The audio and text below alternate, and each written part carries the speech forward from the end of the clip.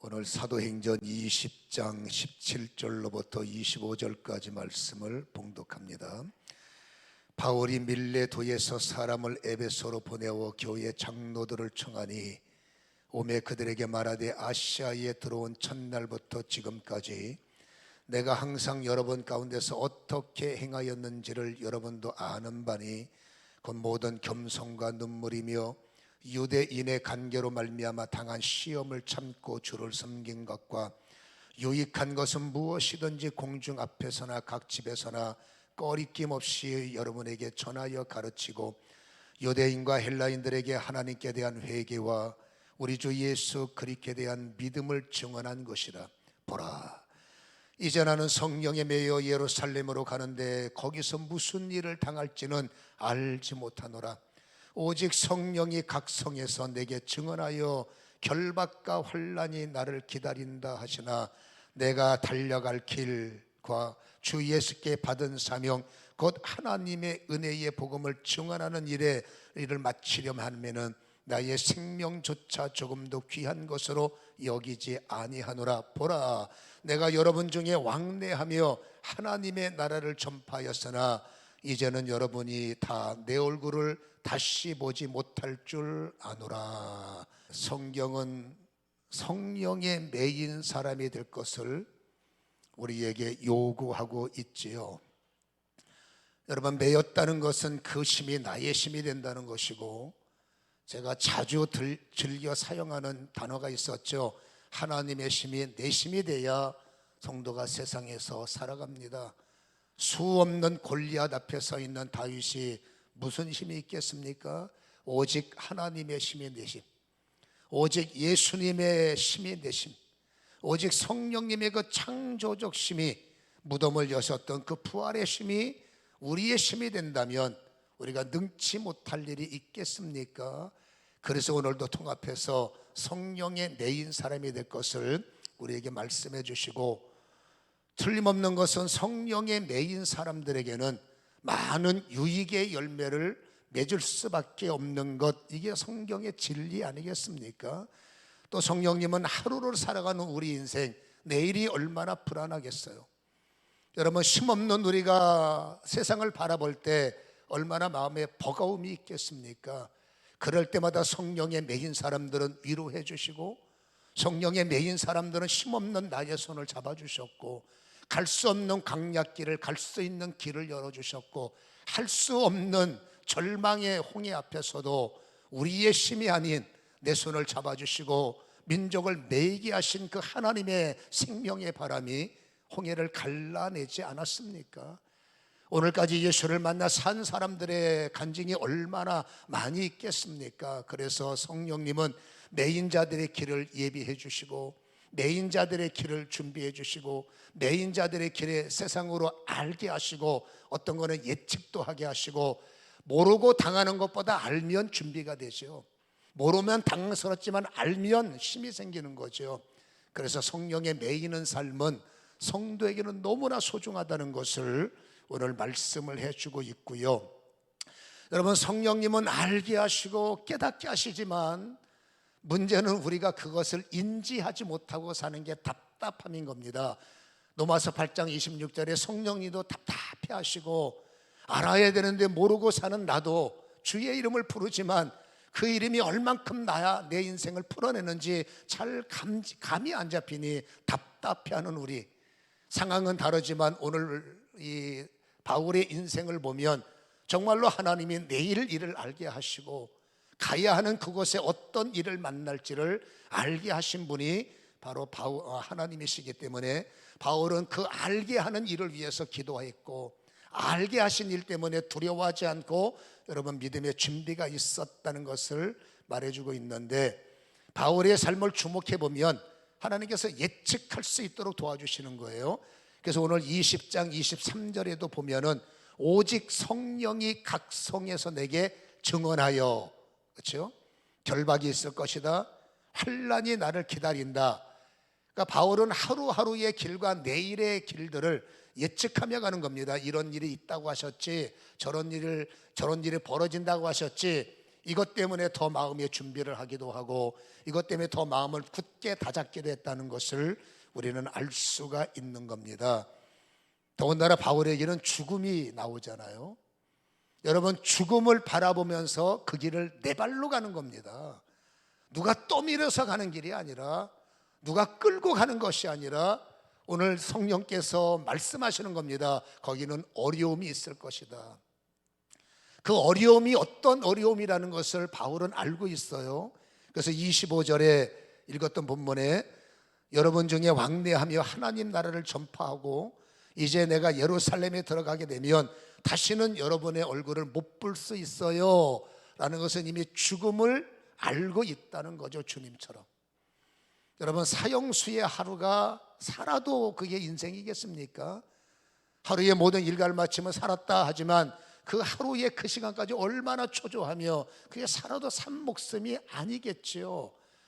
여러분, 그러나 순교의 예비자들이 있어요. 순교를 위해서 예비되신 분, 그들은 하루가 감사하고, 여러분, 하루가 어떡할까가 두려움이 아니라 여러분, 죽음을 예측하면서도 그 하루가 천국이고 하루가 기쁨이라는 것을 우리는 어떻게 이해를 해야 될까요? 아무튼 여러분, 바울은 나에게 주어진 모든 길들을 흔들리고 요동치지 않고 담대히 돌파하는 모습이 보이는데, 제가 바울을 부러워했던 모습이 하나가 있었어요. 많은 것들이 부럽지만 특별히 고린도 후서 12장 2절에 보면 내가 그리스도 안에 있는 한 사람을 안다, 자신을 말하는 겁니다. 그가 14년 전에 첫째 하늘에 이끌려 간 자, 셋째 하늘에 이끌려 간 자라. 그가 몸 안에 있었는지 몸 밖에 있었는지 나는 모르거니와 하나님만 아시는, 이런 여러분 정말로 풀 수 없는 아주 신비로운 사건을 본인이 경험했다는 거예요. 성령과 동행하고 성령에 사로잡혀서 성령에 매이는 순간에 하나님께서 그의 몸에서 영을 데리고 올라가셔서 첫째 하늘, 둘째 하늘, 셋째 하늘, 여러분 초청장을 받고 그 주님이 이끌림을 받아서 셋째 하늘 패키지 여행을 하고 돌아왔던 바울이, 저도 여러분 유사한 경험을 많이 했다고 여러분에게 간증하지 않았습니까? 내 셋째 하늘까지 보고 이게 돌아왔던 바울이 그렇게 부러울 수가 없는 거예요. 아, 저분 진짜 얼마나 특별하면 저런 특혜를 받을까, 이런 부러움이 있었단 말이에요. 근데 왜 주님께서 그에게 이렇게 셋째 하늘을 여행시켰는지 본문을 보면 이제 이해가 되기 시작하는 겁니다. 왜냐하면 여러분, 바울의 앞일을 주님께서는 아시는 겁니다. 그가 어떤 일로 어떤 마무리를 해야 되는 것을 주님은 아셨기 때문에, 그가 가야 하는 길 때문에 주님은 미리 여러분 그를 초청을 하셨고, 여러분 셋째 하늘의 영광, 어린 양 보좌의 영광이 얼마나 위대한지 여러분 보여주셨고, 여러분 보세요. 하늘나라를 다녀오신 분들, 꿈에서 본 건 약하죠.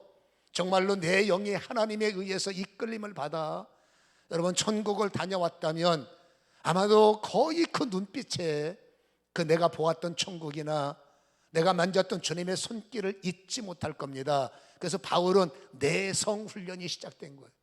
기도할 때마다, 힘들 때마다 내가 이 땅에 영원히 살 사람은 아니지 않는가.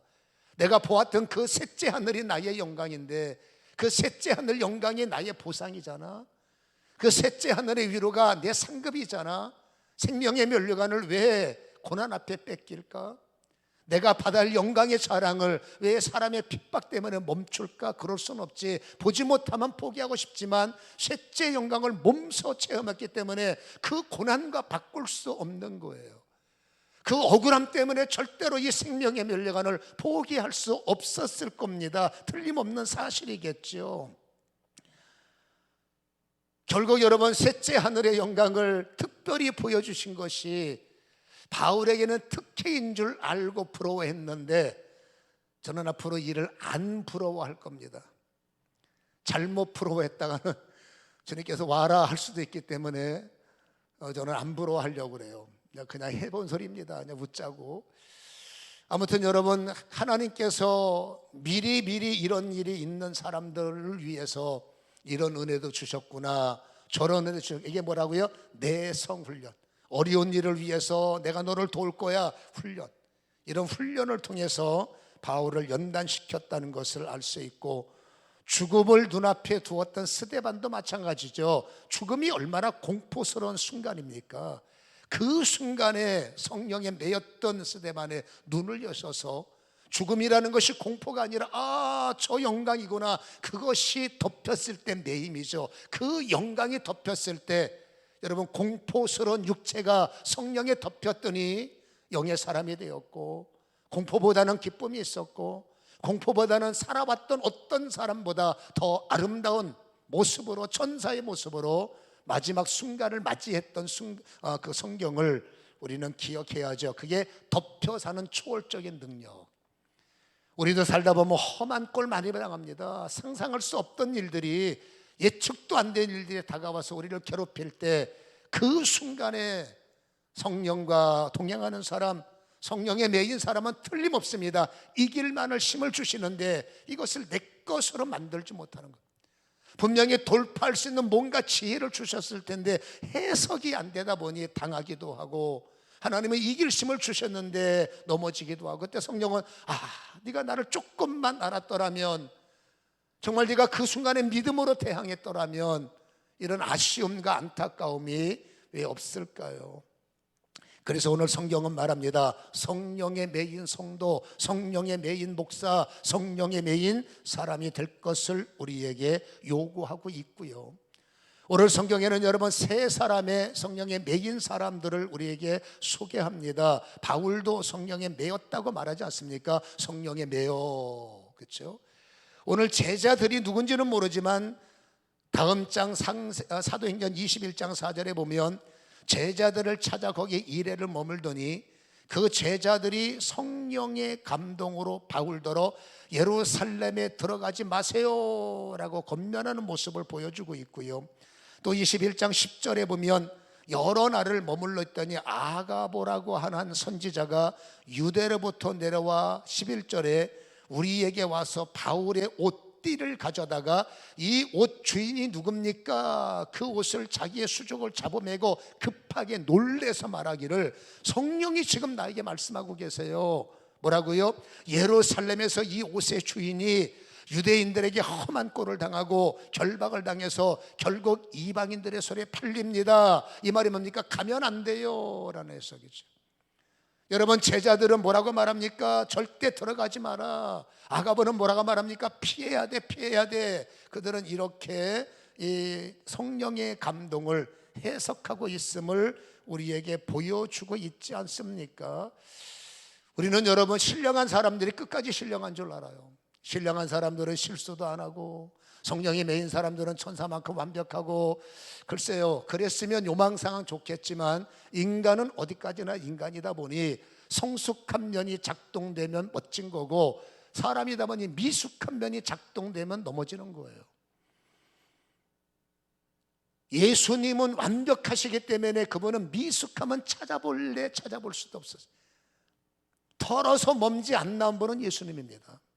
그러나 인간은 털면, 흔들면, 이러면 여러분 미숙한 면이 있어요. 그래서 우리는 사람을 100% 신뢰해서는 안 된다는 겁니다. 왜? 그 쓰임받는 사람조차도 미숙함이 있기 때문에. 그래서 여러분, 더 중요한 것은 내 자신이 조금 더 깨어있는 자가 되어야 될 것을 오늘 성경은 우리에게 권면하기 때문에 이 내용을 조금 우리가 이해할 필요가 있어서 어려운 내용이지만 우리가 좀 나누기를 원하는데요. 여러분, 제자들과 아가보와 바울이 똑같은 현장 속에서 성령의 매임으로 예루살렘에 들어가네.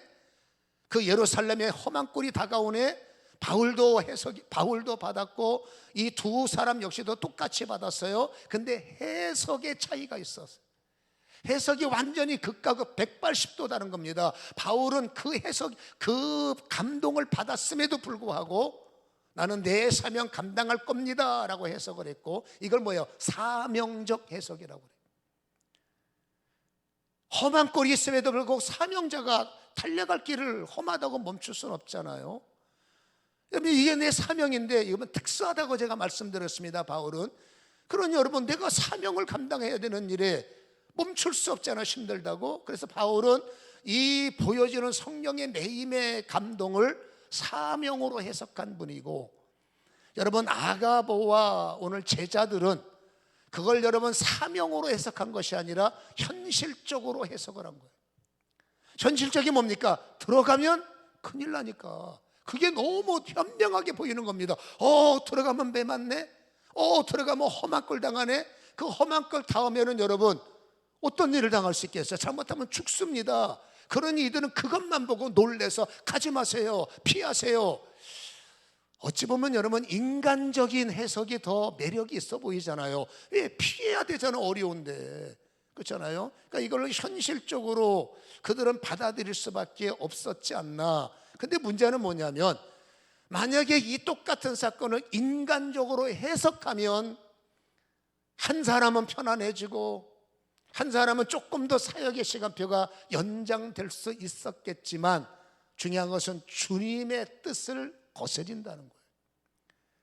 여러분, 주님의 계획이 망친다는 거예요. 틀림없는 것은 주님이 십자가를 져야 되는데 철없는 베드로가 뭐라고 말합니까? 안 되죠, 주님.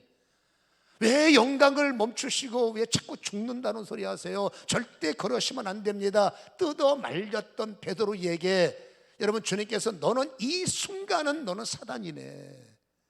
어떻게 하나님의 일을 자꾸 사람의 생각으로 해석을 하느냐? 여러분, 하나님의 말씀을 사람의 생각으로 받아들일 때는 목사라고 할지라도 너는 사단이야. 사단이 네 마음을 뺏긴 거야. 사단이 네 중심을 뺏긴 거야. 주님이 베드로에게 친히 하신 말씀입니다. 영적 지도자들이 그 말을 들었으면 아마 죽이려고 덤빌 겁니다. 뭔 소리야, 목사한테. 목사는 사람 아닙니까? 목사는 무슨 신입니까? 그게 착각인 거죠. 여러분, 이 두 사람은 순간적으로 장점이 있습니다. 그 장점이 뭔지 아십니까? 바울을 내 사람으로 여겨서, 바울의 일을 내 일로 여겨서, 여러분, 주는 자가 받는 자보다 복이 있다라는 35절의 말씀처럼 건성으로 대충 기도한 것이 아니라 마음을 다하여 힘을 다해서 제자들이 바울을 사랑하는 마음으로 강건적으로 기도하다 보니 보이네. 이분이 여러분 어려움을 당하는 겁니다. 그 어려움을 인간적으로 해석을 해서 목사님 가시면 안 됩니다. 인간적으로 이해는 하는데 보내시는 분이 성령이잖아요. 가기를 원하신 분이 하나님이잖아요. 그러니까 안타깝게도 잘해오신 분이 그 순간만큼은 해석이 인간의 정으로 해석하고 인간의 계산으로 해석하다 보니 그 순간에 너는 사단한테 네 마음을 뺏긴 거야 라는 거죠. 여러분, 이런 일이 비일비재하지 않겠어요? 저도 목사지만 잘한다고 한 짓이 인간의 정에 의해서 봐주고 인간의 정에 의해서 그래 그때 주님이 너 뭐 하는 짓이냐? 왜 십자가를 져야 할 사람을 자꾸 인간의 길로 막고, 왜 십자가의 사명인데 왜 자꾸 사람의 정으로 그 일을 해석하라고 이해를 하려고 할까? 그거는 그 순간만큼은 너는 사단이야. 주님께서 사단아 떠나가라, 영은 꾸짖었지만 베드로한테 너 가라고 하진 않았죠. 인간이기 때문에 잘할 수도 있고 인간이기 때문에 못할 수도 있는 이 상황을 냉정하게 분석하는 게 진짜 능력이 아닐까 싶습니다. 내가 하는 거를 왜 사단이라고 말합니까? 그럴 수 있어요. 저도 마찬가지고. 그래서 사람은 여러분 미숙한 점이 있기 때문에 사람을 100% 신뢰하면 어려움을 당할 수 있어요. 그렇죠? 그래서 보세요. 이 두 사람은 어쨌든지 여러분 그걸 인간적으로 해석하고 상황적으로 해석하고 현실적으로 해석하니 인간미는 있고, 그 말을 들었던 모든 사람이 울면서 불면서 목사님 두 분만 신령하잖아요, 영적인 사람이잖아요, 가지 마셔야 됩니다, 울고 불고 난리쳤을 때 바울은 인간이 아닙니까? 바울은 사람이 아닙니까? 여러분, 사도행전 21장 13절에 바울이 대답하여 여러분 어찌하여 울어서 내 마음을 상하게 하느냐, 심란하게 하느냐. 여러분 심란해요. 저도 여러분 목사이지만 냉정할 때 냉정해야 되지만 그분의 말을 들으면 마음이 심란해요. 강하게 말을 해야 되는데 상황을 보면 마음이 약해져. 강하게 책망해야 되는데 사는 걸 보면 그래 충분해. 그때 주님은 저한테 말하겠죠. 너 왜 자꾸 중요한 일을 사람의 일로 해석을 하니? 이거는 믿음으로 해석이 되어야 사는 길 아니니. 근데 바울은 참 감사한 게요, 마음이 약해졌습니다. 왜? 내 마음이 자꾸 흔들리는 겁니다. 그때 그걸 이기고 나는 주 예수의 이름을 위하여 결박을 당할 뿐 아니라 예루살렘에서 죽을 것도 각오했다라고 여러분 아주 냉정하게 끊어버리는 이러한 여러분 결단의 모습을 우리에게 보여주는 것. 아하, 아무 생각 없이 어디 능력자 없나? 나는 여러분 내 주제도 갖지 못하고 어떻게 할지 모르겠고 어디 기도받으러 갈 데 없나? 이해는 되지만 자칫 잘못했다가는 내 인생을 육으로 판단하는 분을 만난다면, 나의 상황을 여러분 육신적으로 해석하는 분을, 그 순간을 말합니다. 그 순간에 내 상황을 잘못 판단해서 육으로 해석해주고 내가 보이는데 당신은 이렇다, 여러분 상황을 보라는 얘기입니다. 그때 만약에 잘못해서 육신적 해석을 나한테 던져주고 머릿속에 아무 생각이 없는 분이 그 말을 100% 받아들였는데, 그게 바울의 해석이 아니라 만약에 아가보의 해석이었다 칩시다. 그러면 내 인생은 여러분 거꾸로 가는 거예요.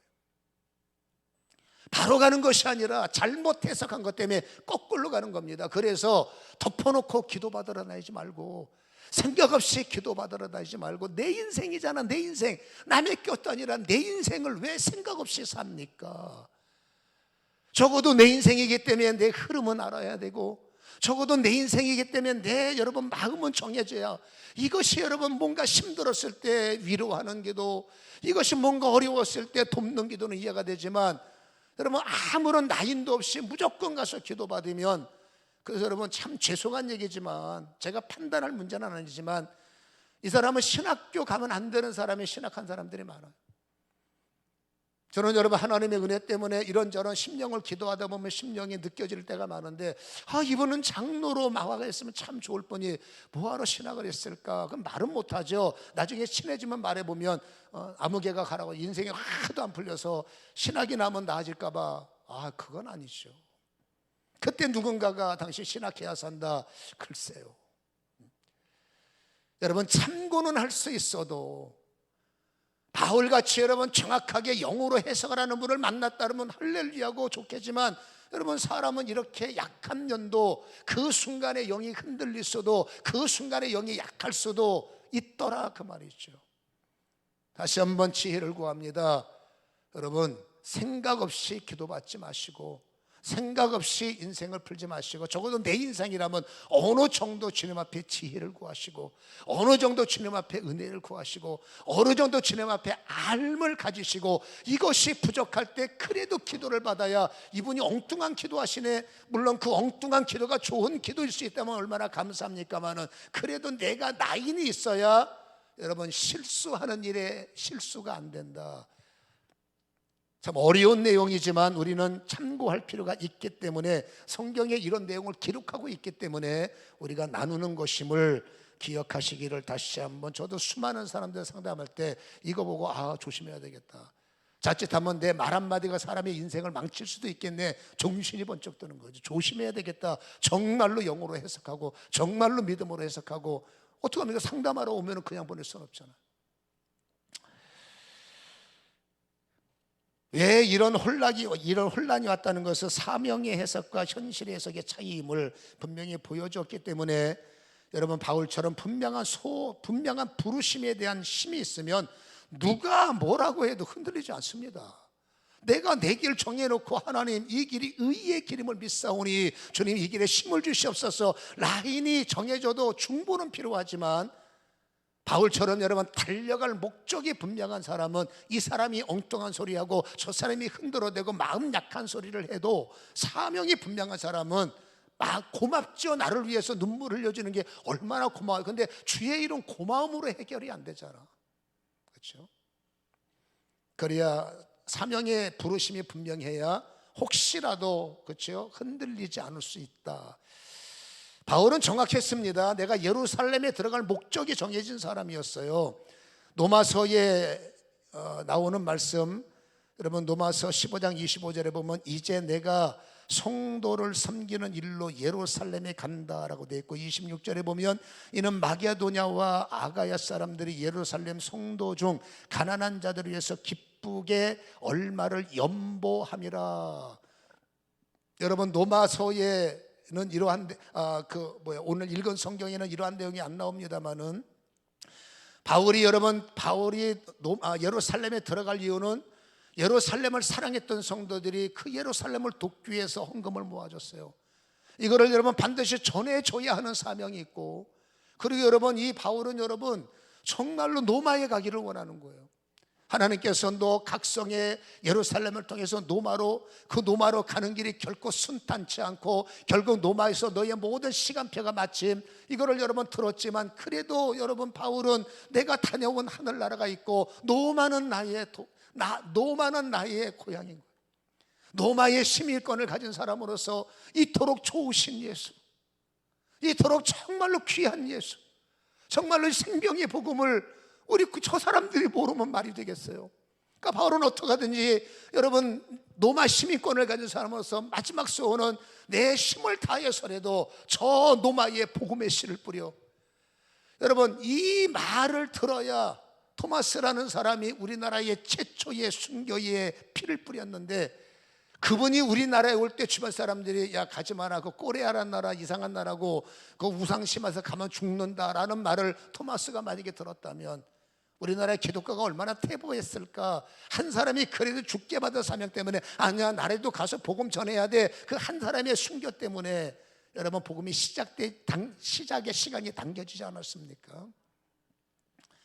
여러분 그러니까 바울도 그러한 사명, 누가 뭐래도 여러분 노마의 복음을 전하는 애착심이 큰 거죠.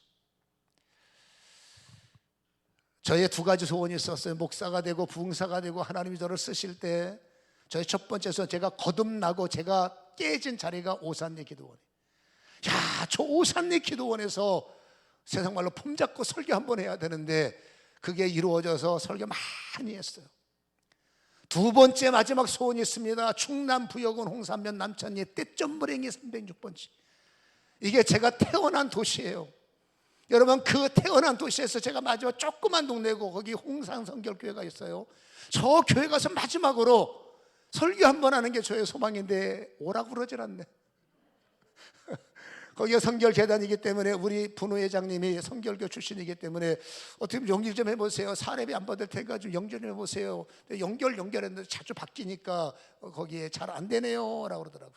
우리 누님한테도 좀 연결 좀 해봐요. 진짜로 내 마지막 소원이니까. 제가 살았던 제2의 고향이 여러분 삼양동 수일이 빨래골이거든요.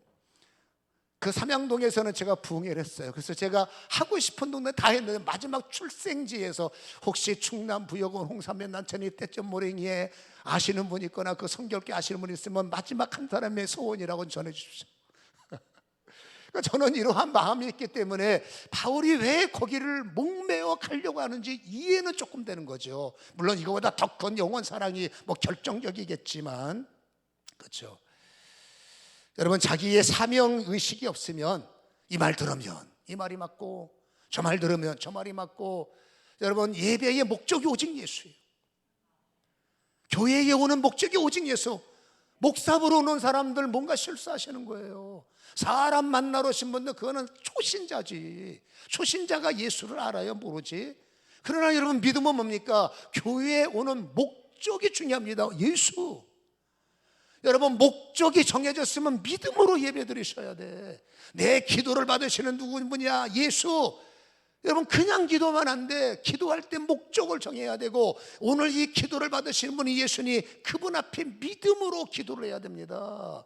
중언부언으로 기도하고 습관으로 기도하면 절대 아닙니다. 반드시 믿음으로 찬양하고 믿음으로 예배드리고 믿음으로 기도하고, 믿음으로 기도하는 5분이 그냥 생각 없이 중얼대는 것보다 50분보다 100번 낫다고 제가 보증합니다. 아멘. 그래서 내 인생의 성령의 매임의 시작은 여러분 주체 객체가 뒤집어져야 성령의 매임이 시작됩니다. 여전히 내 경험이 주체가 되면 성령이 필요 없어요. 여전히 나의 철학과 나의 지식이 왕이 되면 예수 왕이 뭐가 필요합니까? 그래서 여러분 주체 객체, 이제는 여러분 내가 가지고 있는 모든 게 객체로 밀려버리고 예수가 나의 주체가 되는 시작이 일어나야 성령의 매임이 스타트가 된다는 거죠.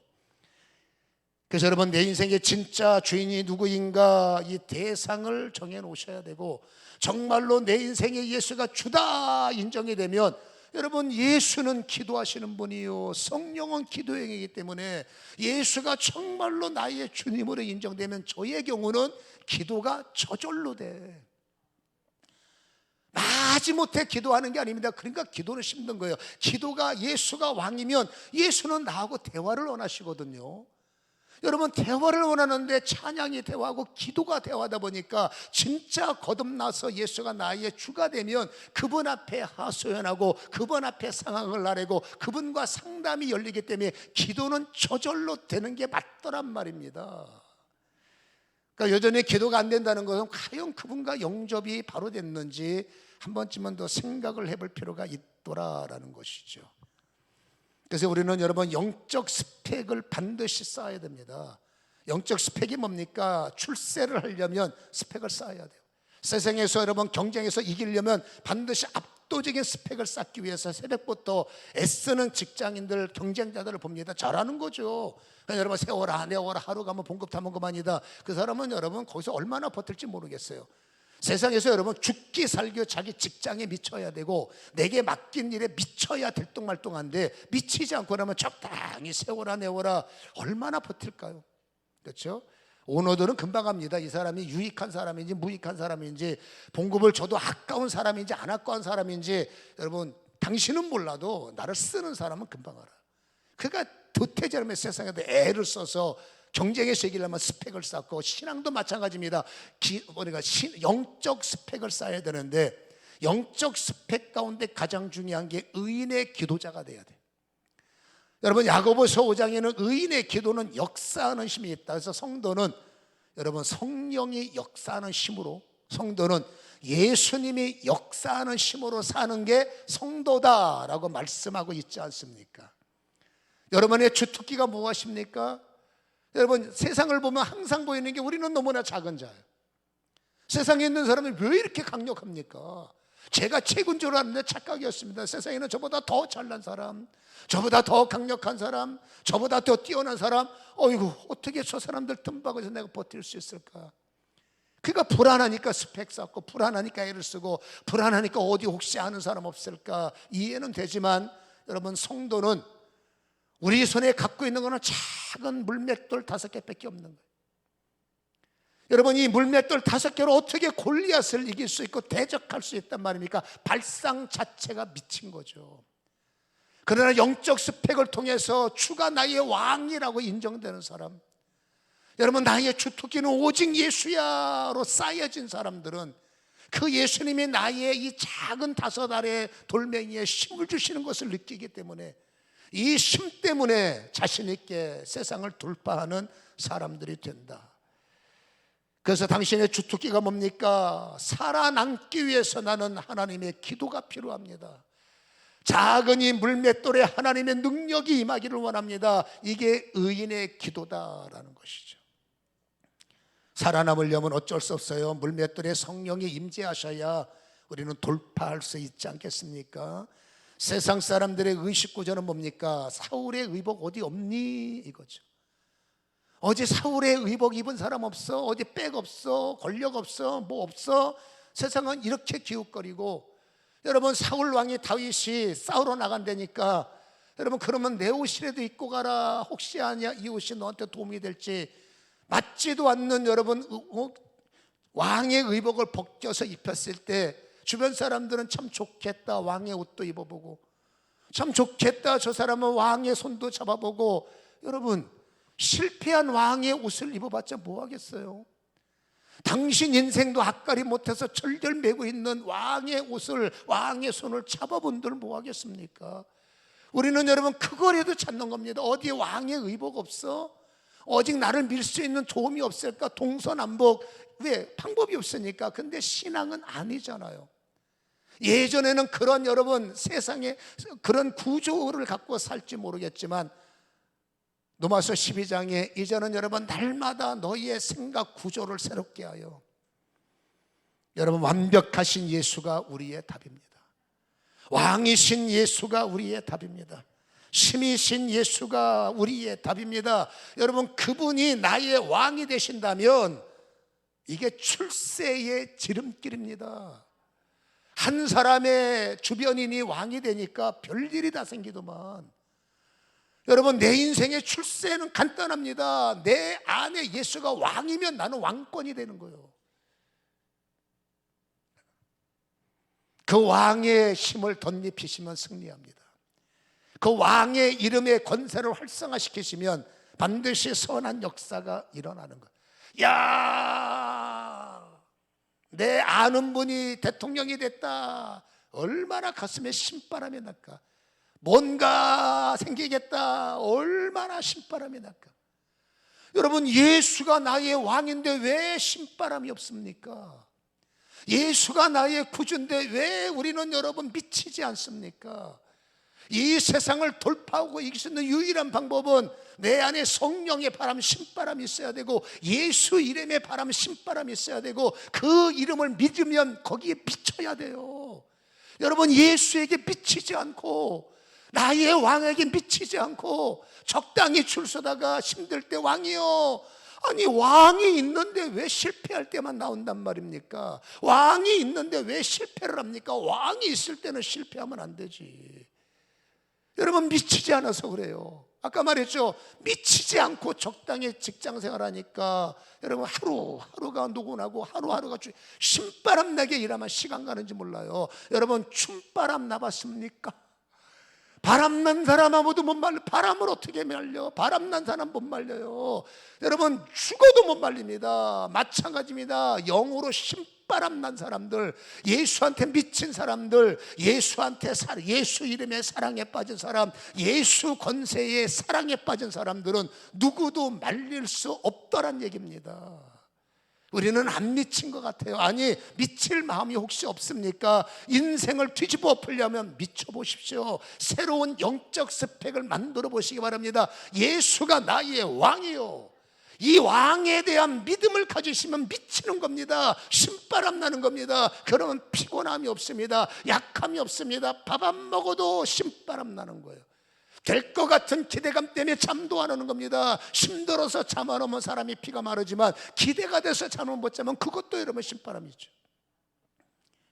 이게 오늘 우리의 영적 스펙이 된다면, 다시 한번 여러분, 정말로 예수가 나의 왕이라고 인정을 할 수 있다면, 여러분, 이 시간에 그 왕 되신 주님의 생명이, 왕을 영접할 때 성령이 역사하시고, 왕을 영접할 때 불이 임하시고, 왕을 영접할 때 여러분 세상의 악한 것들을 소멸시키는 소멸의 영이 나한테 역사. 성령이 임하셔서 왕도 인정 안 하면서 어떻게 성령이 역사합니까?